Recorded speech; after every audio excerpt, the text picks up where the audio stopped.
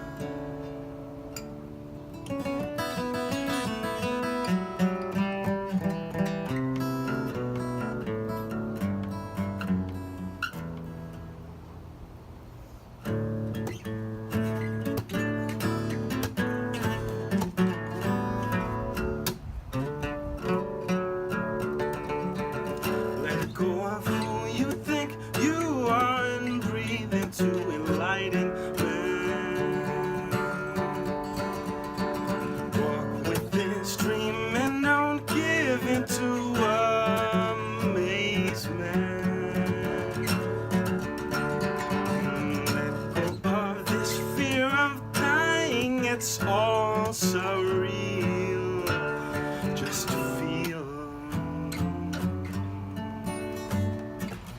Who do you think you really are? Fear's not a choice now. I choose to be grounded in love.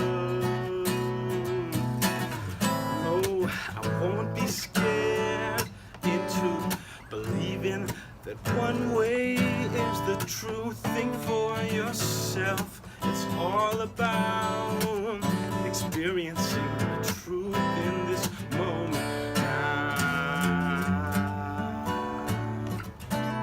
So who do you see you really wanna be when fear is not a choice now? You are not in deep mystic telepathy.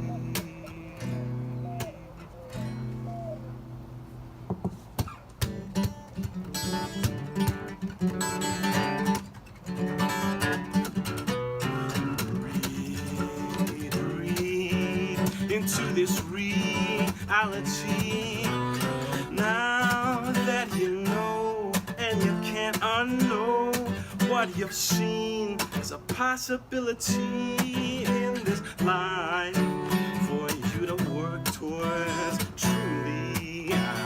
Oh, how it's all on you, and if it's the right time to go there and put the work in, are you ready for what's to come now? There's no turning back. I know I can do this, so to the depths of who I am and discover who I really am. Does this world landscape change the thought of our connection? Oh, I'm not afraid to live my life, afraid unabashedly. Now I'm yours for this ticket. Now I'm on it.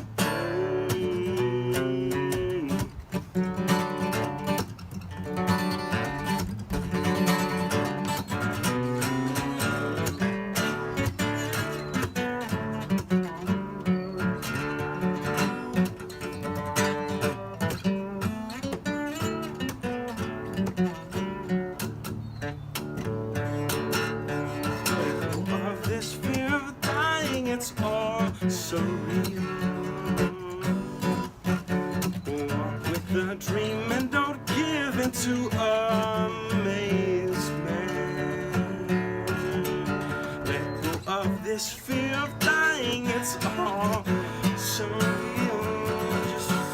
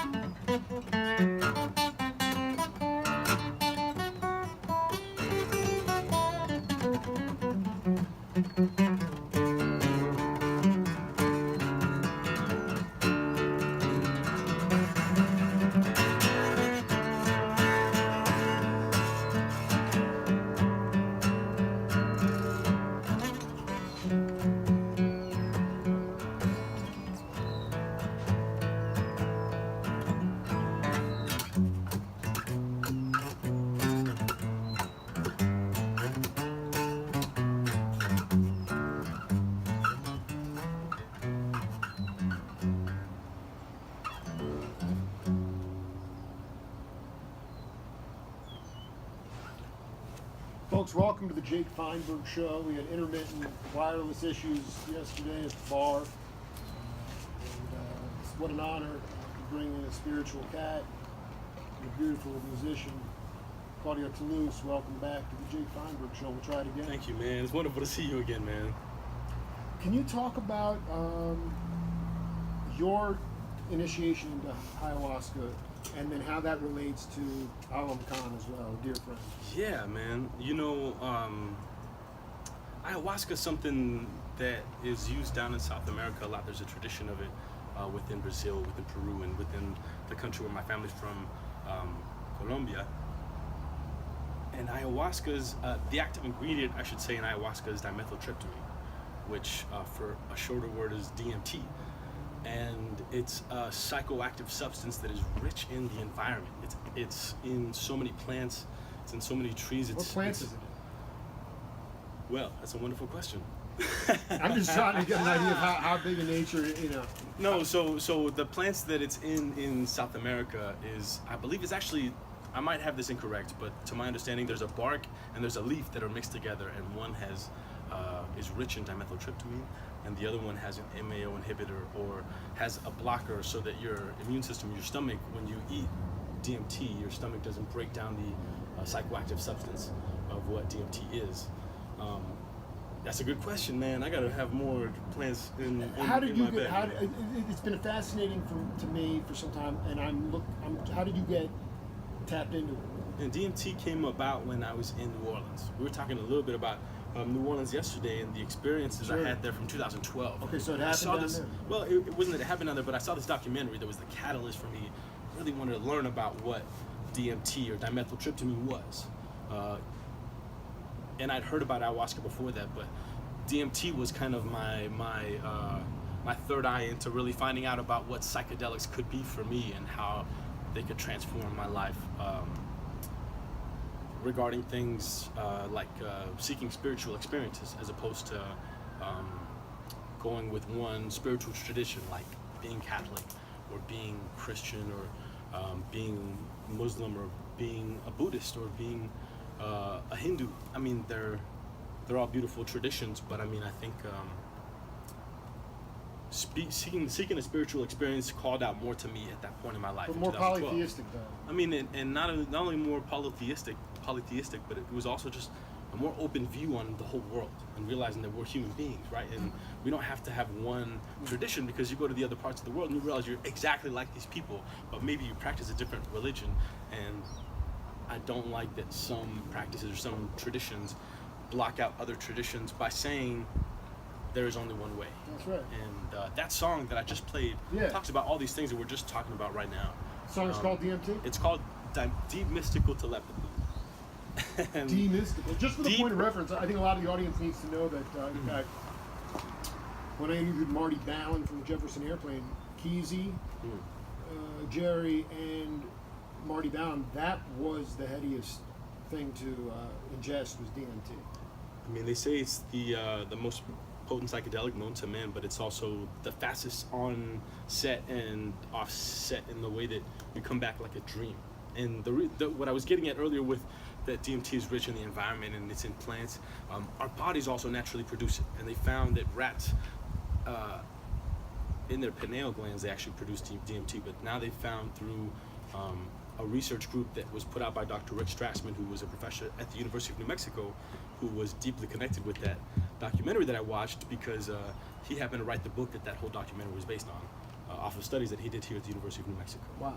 And so the connection with DMT and stuff was so much deeper when I learned about it in New Orleans, which wasn't my home, but to learn about something that was so deeply connected with New Mexico. And then learning also that ayahuasca, there is a Unidad de Vegetal church that practices in Santa Fe, New Mexico. And they were the first church in the United States to get FDA approved usage of ayahuasca. And so there's also this deep connection with New Mexico and the art community, the art commune that kind of formed after the hippie movement. I believe Timothy Leary lived up in Taos. There were just a lot of figures. I mean, and Dr. Rick Strassman moved up to Taos with that intention, but he didn't like certain parts of the city, and he moved out to Gallup, New Mexico, after he finished his studies at the University of New Mexico, or you know, his studies on DMT, but really he was a professor there and still acts somewhat as a guest professor to some extent. But I've gone out and talked with him in Gallup. And so I've gone as deep as, I mean, I researched everything about what DMT was for about a year and 2 months before I went about doing anything. And the year that I did it, it really opened up my life. How? It allowed me to embrace dying and not fear what I held in my heart, which was my deepest fear, which was being alone. And I'm not saying it cured those things for me by doing that. I don't think anything does that, but there are spirit teachers or plant teachers, and in that you know moment it was a synthetics teacher, but it allowed a teaching to come upon me through what I saw and being able to digest it afterwards. And that's the important part, is not just experiencing it, but digesting it and grounding the experience. And that's really, I think, where DMT did a lot for me, because the year that I did it, I was fortunate to be able to do it twice, surrounded by rich experiences in my life that I had, which was going back to Colombia, which I go to every year, but I had a rich family experience in June that summer after I had tried it for the very first time earlier that year. And in July into August, I went down to South Africa, which was a very heart-opening experience as well, and allowed me to cure, I mean not cure, but at least mend some of the scars or the wounds that I had from recovering, no longer being a Catholic. I make jokes all the time saying that I'm a recovering Catholic. Yeah, you know? You know, listen, Yeah. Claudio, we're talking to a guy who came into music through the blues, Mm-hmm. and then you learned the pedagogy, Yeah. I went through the schooling system. But I want you to play some blues inflected Sure. Claudio Tolousse. Sure, man. Yeah.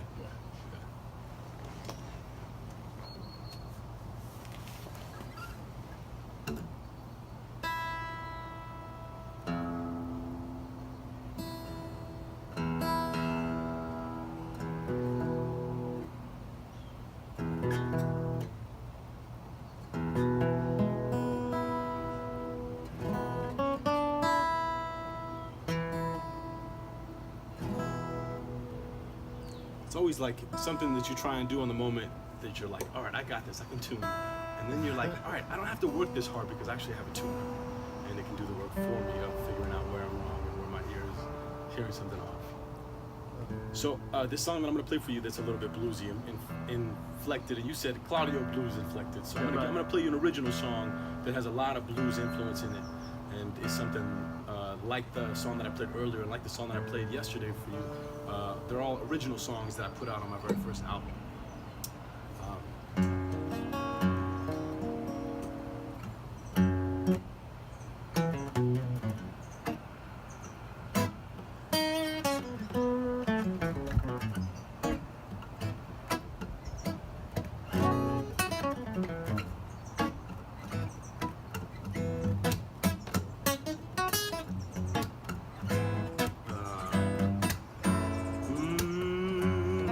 If you look like, talk like, hate like me,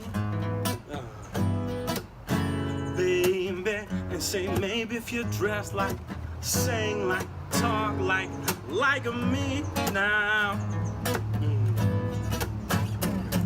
Oh, you could be on top of this world. No, number one, ain't nobody's gonna change your mind with anything. No, you can't believe in anyone else. That'll bring you down. Ain't nobody's got time for you now. Oh, now,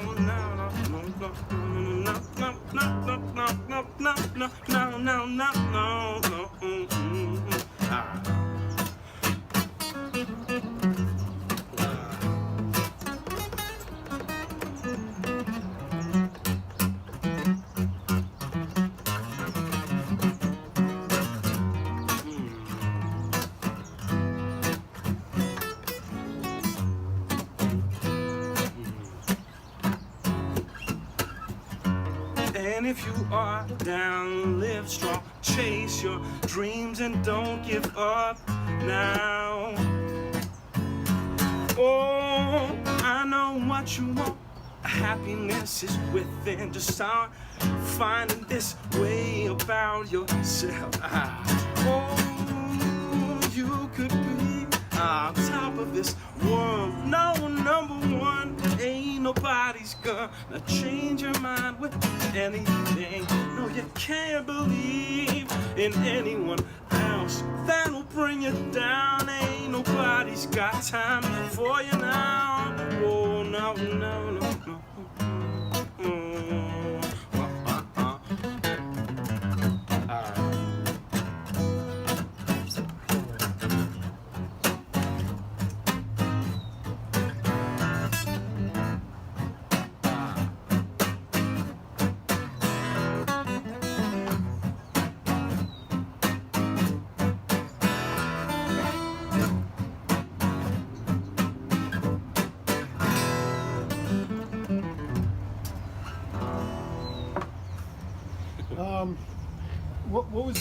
What has the blues done for you to your heart that allowed you to take the academic, the codified language of jazz and maybe your own voice? Man, something that I've always loved about the blues is people love simplicity. And it's not to say that people are basic or anything by liking simplicity, just there's elegance in simplicity. And so, as opposed to a melody that has a million notes, just having a melody that just goes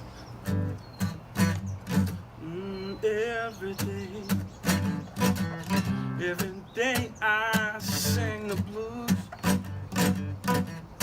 It's like a super simple melody that has so much elegance and drive and power to it, more so than like what other songs or other melodies do. And not to say that there's anything wrong with that, but what blues has influenced me to do a lot in my original songwriting and take from everything that I've had with jazz teaching or music education in general is finding a way to funnel feeling and put a little bit of stank, a little bit of grease on stuff. Because it's gotta be dirty, yeah. If it's not, then if it's just too clean and it just doesn't feel right. Right? It's like, at least for me, because of the music that I grew up loving. I mean, I didn't just love blues when I was growing up, but I loved hip hop. I loved R&B. I loved Boys to Men back in the day. I mean, I'm not ashamed now to say I was a Backstreet Boys and NSYNC.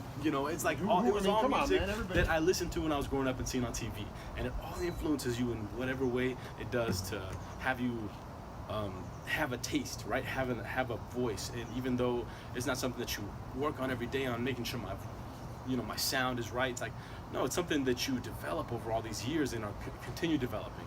And so when people hear you down the road, that's why when people hear an album of them early on in their career to later on, it's a lot different. And it's not to say that one is better or worse, it's just the evolution of the artist. And where I'm at right now is a culmination of blues, of R&B, of pop music, of jazz, of Latin music, of cumbia, of colombiano music, of folkloric music, Spanish, flamenco music, classical music. It's all of these things stirred up into a pot. And even though it doesn't come out in every single song, when my albums come out, the very first album I put out was called The Story of Part 1. And the reason I did that is because it offers me the opportunity to continue the narrative of what my first piece of work, so to speak, is. So there's the story of Part 1, story of Part 2, story of Part 3. And there's a connection heavily of synesthesia through the albums and through everything. And do you have that? Absolutely, man. Absolutely. My very first one is I want you to talk about this idea of taste is equivalent to. I mean, you can it's the senses work in different ways. I want you to explain. Synesthesia is something that Garcia had that too.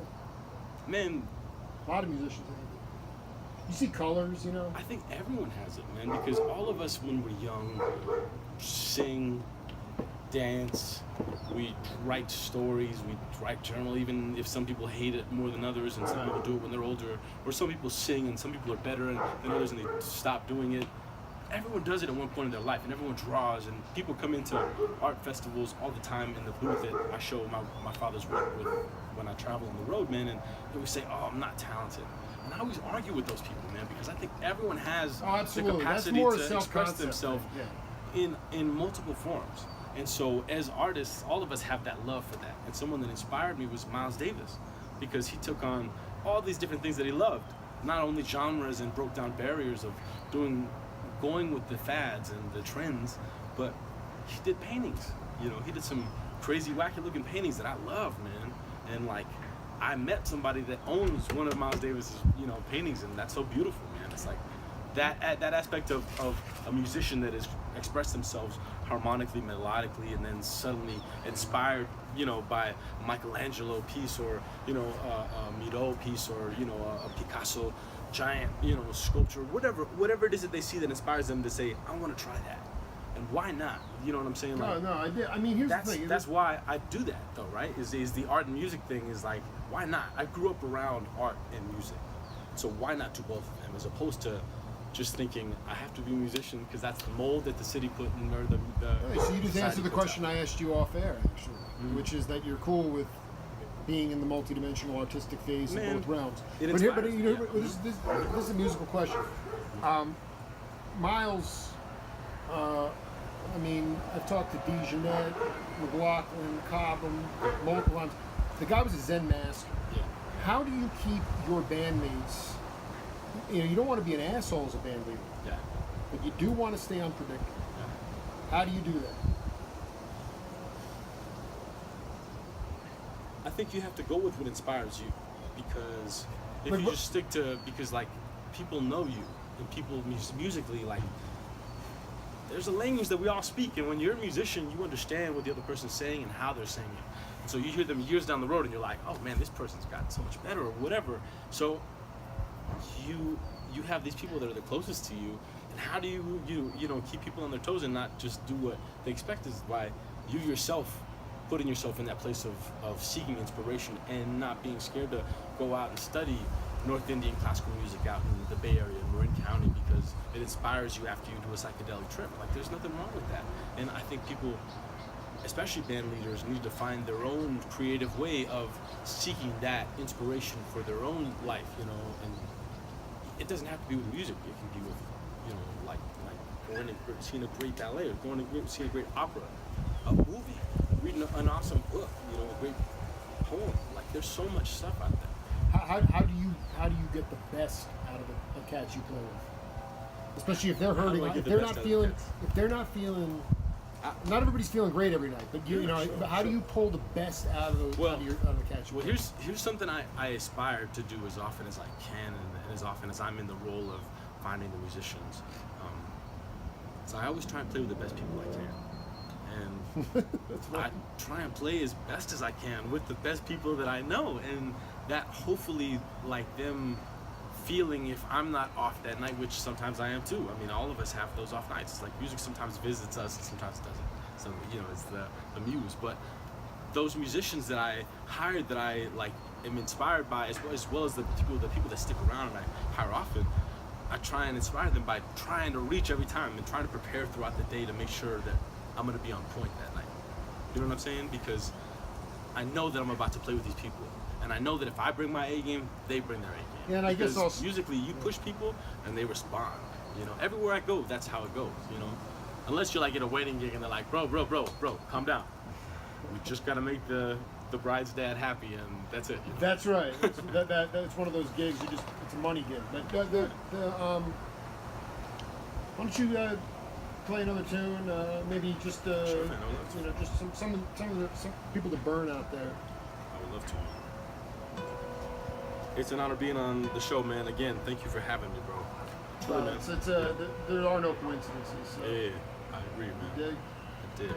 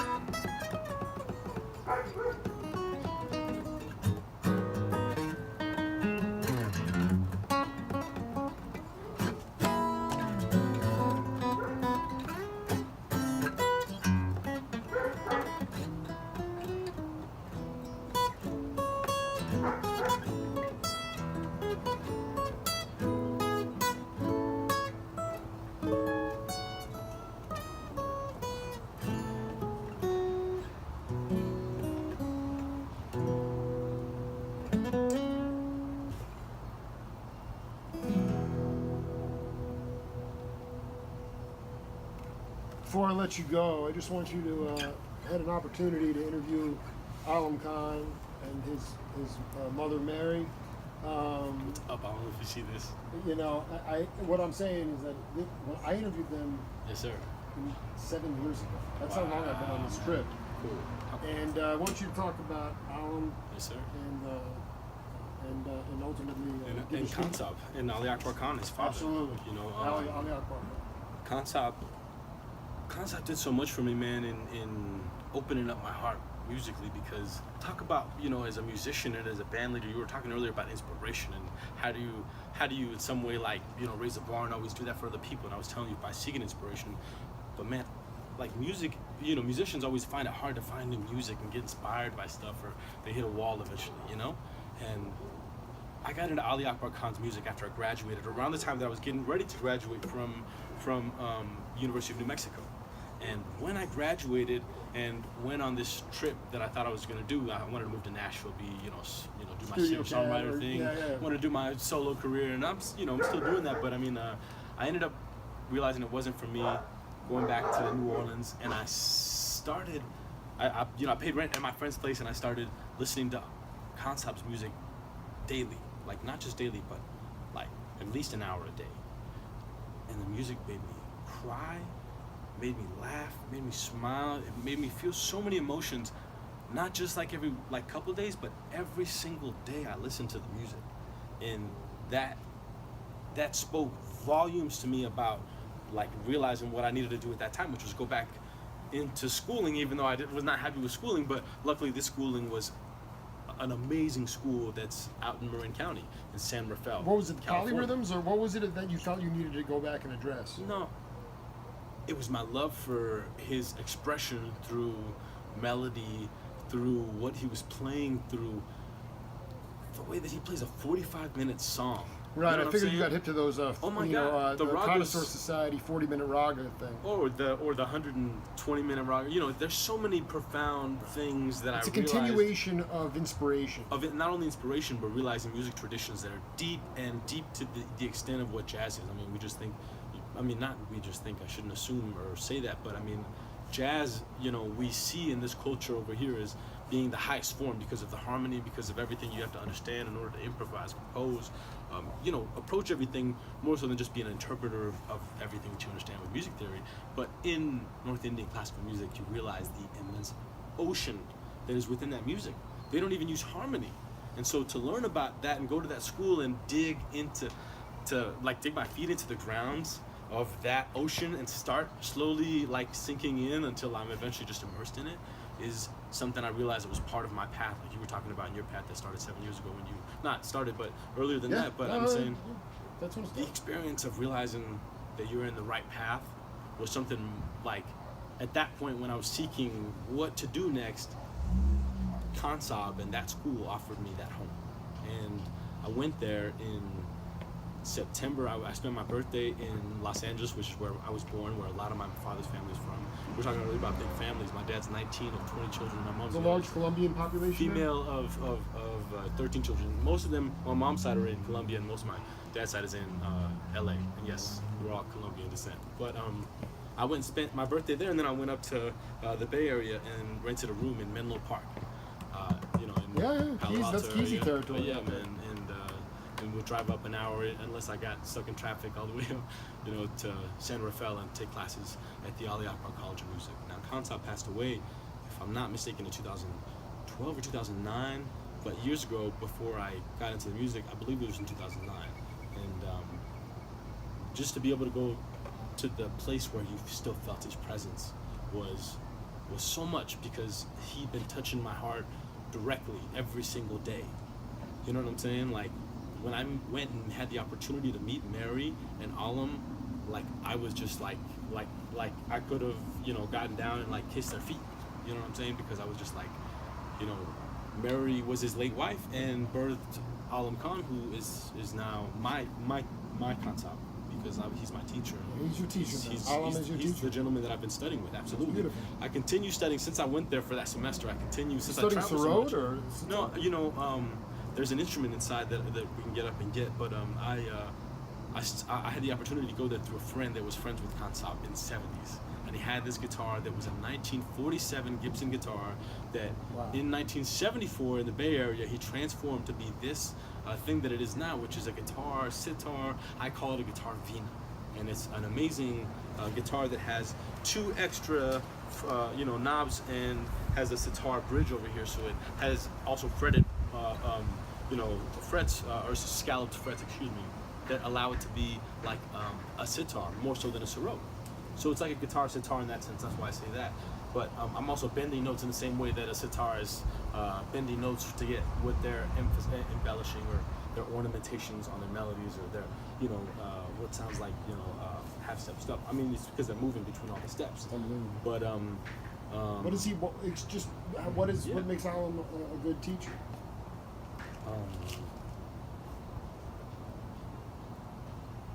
Like coming from someone who within his own craft and his own world like is respected and does his thing, like I realize how much of a treasure it is, as well as like how much of a responsibility is there, and Alam so beautifully upholds the flame of what his father worked so hard and came over in the 60s, and instead of pursuing that life like we were talking about earlier of fame, he opened his school, which was, I talk about no coincidences. He opened his school, or not opened his school, but he first came and did some seminars or some music, things through a fraternity at Berkeley, in that Berkeley area. I forget which school it was, what school it was tied to, but through a fraternity that was called Alpha Tau Omega. And the reason I know that and that's so close to me is because when I was here at the University of New Mexico, I, with some of my friends, helped restart a chapter of Alpha Tau Omega at the University of New Mexico. So I felt like this immense wave of just like, when you feel that synchrony of everything lining up and you're like, holy cow, I'm in the right place, And so like, I just threw myself into the schooling of like wanting to learn about it. And when I first went there, Alam wasn't my initial teacher because he was just the guy that I'd converse with on the phone, or would help me out with telling me what courses I shouldn't sign up for because I signed up for way too many courses, and it's a different setup than university. And so he was just a dear friend, as well as we had similar likes. I mean, he put out around that time his. What was a vibrational thing that how you? There was just so much stuff we connected on, right? Yeah. And then to study the music and pay so much respect for the semester, and then the time after that I continued studying it online from a distance, I paid my respect and slowly started paying my dues. I don't think I paid any foot of my dues really to say that I play that music, but I want to learn to be able to bring that stuff in, and Alam is so aware of that. And so when I started studying with him in his classes and tuning into his classes to learn directly from him and be one of his students, it was a profound opportunity to grow musically, not just technique, but philosophically, about like tuning my ear to other things. I mean, like I was saying earlier, their music is not based on harmony. There's a drone, there's rhythm, and that tabla as opposed to the baya is tuned to the pitch of what the sitar player or the sarod is playing in. Usually sitar plays in C sharp, and usually sarod plays in C. And so that drone or the singer is playing she's in whatever key, but that opportunity to stay in one key, which is C, and use that as your opportunity to explore all of the different scales and sounds and colors that come, textures that come from all these different scales that we don't think about, like using to make up a song. You know what I'm saying? An emotion that it makes you feel. And so I mean, in the grand scheme, what is respect? Talk to the peeps out there about what respect is. I mean, that's a beautiful with thing, ayahuasca, you said you did book research for a year and a half. Yeah, and 2 and months. You didn't dive off the deep end, but you're saying that fundamentally changed your life. It did, but I mean, it wasn't ayahuasca, and I have to tell you because DMT. Ayahuasca is the brew that they have in South America. They have here as well as, like I told you, that church in Santa Fe that is through a church in Brazil. How did they get the FDA to approve that? That's a very interesting story, man, for another time. But Absolutely. the thing that connected everything and that, that tied the dot between DMT and the experiences that I had to where I'm at is love. It's choosing love as opposed to fear. That's the most basic truth that I got from it all. You know what I'm saying? Because in every opportunity, you come up to that point. You know what I'm saying? If it's struggle, if it's easy, if it's good, if it's bad. And when you choose love over fear, the doors open up and the path unfolds before you. And so I'm very grateful to DMT and to the psychedelic experiences that I had, and the ones that I am to have in my life. I'm 28 years old, and I don't think it's for everybody, and I don't speak it so that young people out there can hear and go look for it. I mean, I think it's not for everybody, and I think you have to pay respect to it and everything you do in life. And for me, paying respect was learning about it, learning where it fits into in the camouflage of what it exists in, like what it's used for and what culture and stuff, and realizing that here in the West we don't have any traditions for the ritual of what psychedelics are and what they can be for us is transformative. And so what I did was pay my respects by researching so much and listening to countless and countless hours of all these people, these psychonauts that you're talking about, these famous people back in the day, and how they did it, and how I can learn in my own way through all of this research and paying my respects by hours of preparing to create my own ritual, and Is the high last? The cats back in the day said it would last. It was not that long. No, it's not. It's not long It at all. was just an incredible high. But I guess and some people back in the day talked about doing it on top of other drugs whenever they, they were on an acid trip or an LSD trip, and at the peak of it, they would smoke DMT and it would just blast them into a whole nother dimension. And I'm not saying I've done that. Well, the Grateful Dead was doing that. Yeah, I mean, but that was back in the day, right? If we're speaking about uses of it and stuff like that. Absolutely, and in the West, in the Eurocentric view, we don't have anything to account for the ritualistic stuff, and that is a void. And we seek it as rebellion, and so within that, we're having that entertainment value take over. Sometimes, in my opinion, what should be the attention that's paid towards the spiritual intention of it. You know what I'm saying? And not to say that, the most. The probably best intention is to stay open-minded anytime you go into something like that. But by paying respect to it, you're learning how you're gonna do it, whatever that means for you, and whatever you're seeking from it, But I don't recommend it for everybody, No, you articulated right? it perfectly. Can we wrap with a Sure, with a tune? man. I would love to. It was a great hang. Man, it's awesome seeing you again. Thank you so much for coming down again. The world should awesome. be aware of Claudio Tolousse. Hey, I appreciate that, and we're going to be doing a podcast, so stick around for that and stay tuned for that. I'm getting interviewed then. Yeah. All right, I'm going to play you a little something off the record since we're staying with mostly original.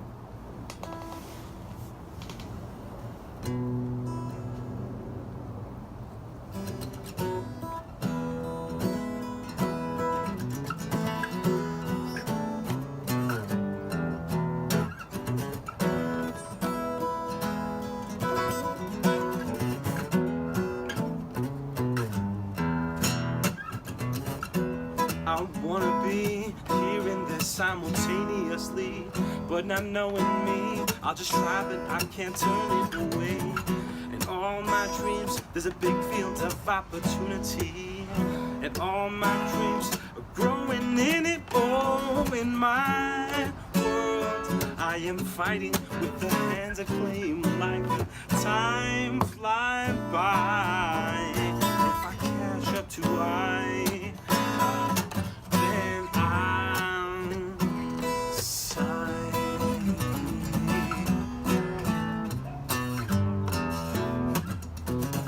A brand new day to initiate and motivate me in a brand new way till I generate all the things I need. In my head, there's 1,000 things, and I keep thinking that I could be dead. So I'll move on till they take me in my world. I am fighting with the hands that claim life, and time fly by now. If I catch up to I, then I'll shine.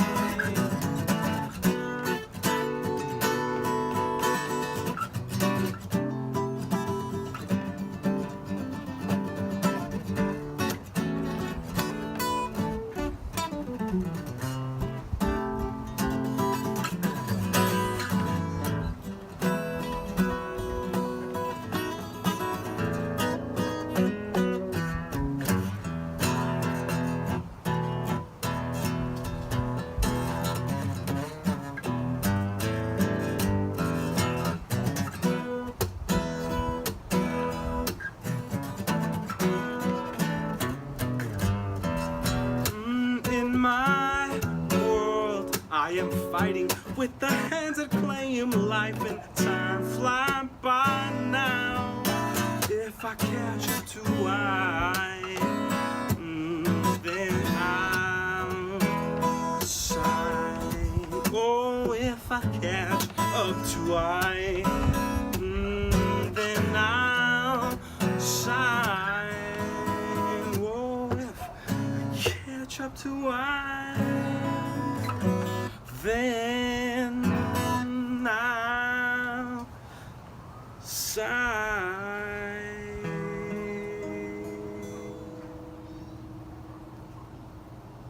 Colombia's finest, Claudio Tolousse. God bless, brother. God bless you. Thank you, man. This is the Jake Feinberg Show. Sick. Sick. Beautiful, bro. Share it out right away. Yes, sir, I man. mean, it was, you know, it's like Did it a. stick? Was there any issues with any network connection at any point? Yeah. Or no? Beautiful. I want people. I mean, I'll be honest with you. I like to go live in the middle of the afternoon. Like, Yeah. there's not a lot. I'm just Right, get it there's a lot out of now. traffic, Get right, it out. right, Right. But I mean, right, that right. was fucking.